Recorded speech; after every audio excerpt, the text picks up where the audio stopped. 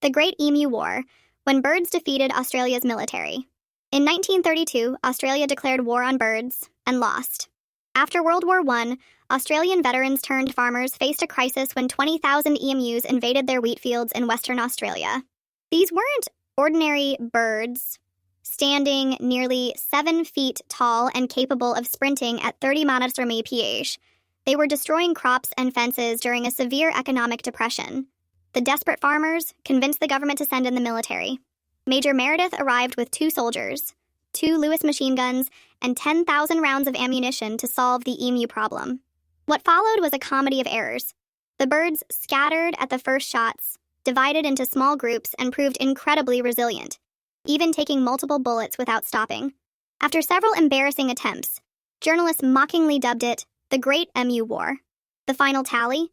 Nearly 10,000 bullets fired, fewer than 1,000 emus killed, and the military withdrawn in defeat. Major Meredith later said, "If we had a military division with the bullet-carrying capacity of these birds, it would face any army in the world."